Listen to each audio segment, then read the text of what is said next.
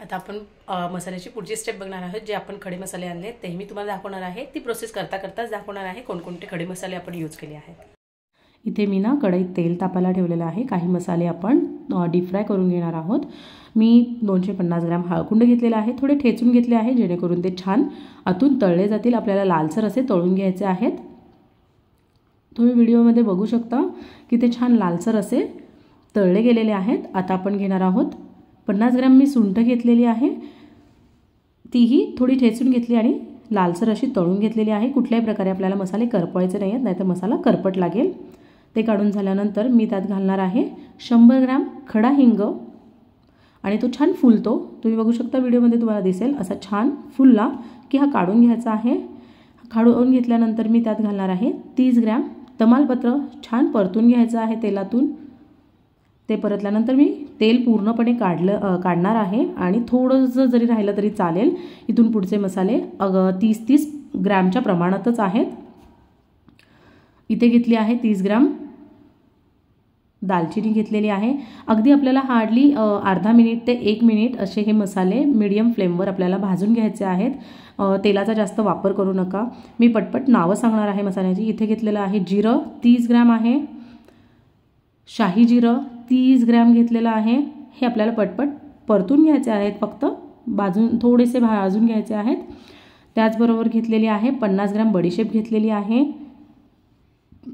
त्याच्यानंतर रामपत्री घेतलेली आहे 30 ग्रॅम, जायपत्री 30 ग्रॅम, 30 ग्रॅम चक्री फूल घेतलेलं आहे, 30 ग्रॅम घेतलेली आहे लवंग, 30 ग्रॅम मिरी, 30 ग्रॅम नाकेश्वर, 30 ग्रॅम मसाला वेलची, 30 ग्रॅम दगडी फूल, 30 ग्रॅम मोहरी,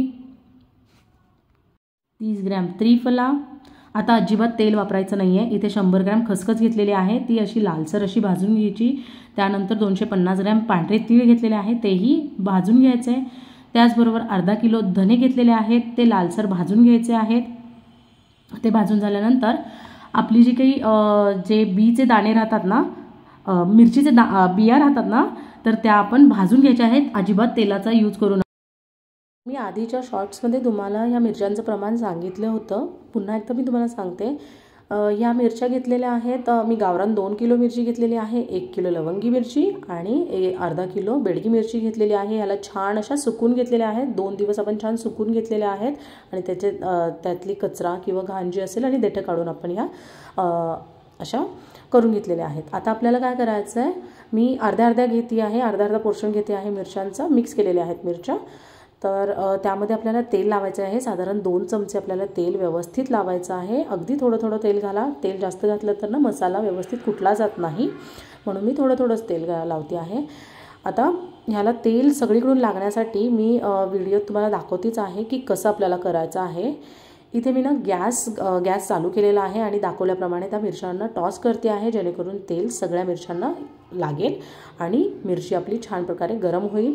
आपल्याला फक्त गरम करायच्या आहेत, करपवायच्या नाही आहेत। तुम्हाला प्रत्येक वेळेस मी सांगते की कुठलाही मसाला करपू नका, नाहीतर मसाला कडवट होईल आणि करपट लागेल। या अशा प्रकारे गरम केल्यानंतर ना त्यांना थंड करायच्या, गरम भरू नका, कारण की मग त्यांना जर पाणी सुटलं तर त्या पुन्हा नरम पडतील आणि मसाला खराब होईल। हे अशा प्रकारे मी पसरून घेतलेले आहेत। त्या थंड झाल्या की आपण मसाला कुटण्यासाठी डंकावर नेणार आहोत। ह्या अशा प्रकारे छान अशा पसरून घ्यायच्या। मिरच्या थंड झाल्यानंतर मी डंकावर आलेले आहे। या मावशी त्यांचं जे काही प्रमाण असतं डंकात घालण्यासाठी, म्हणजे किती मटेरियल ॲट अ टाईम त्या डंकामध्ये जाईल तेवढ्या प्रमाणात त्यांनी सेपरेट करून घेतलं आणि मसाला कुटायला सुरुवात केलेली आहे। आपला मसाला छान कुटतो आहे, अगदी छान त्यांनी कुटून दिलेला आहे मला। आणि कुटायच्या वेळेस त्यांना मीठही दिलं, ते त्यांचं प्रमाण सांगतात। काकांनी मसाला कुटून झाल्यानंतर हे असं चाळून देतात आणि ह्याच वेळेस तुम्ही त्यांना तेल दिलं तर ते तेलही लावून देतात, पण मी घरी आल्यानंतर लावलं। हा आपला अशा प्रकारे मसाला कुटून झाला। घरी आणल्यानंतर मी त्याला तेल लावलं आणि हा मसाला बाहेर ठेवायचा। तेल लावल्यानंतर मी इथे 5 किलो मसाला झालेला आहे, सो मी 250 ग्रॅम तेल गरम केलं, कडकडीत गरम केलं, त्यानंतर ते थंड केलं आणि त्याच्यानंतर हे मसाल्याला लावलेला आहे।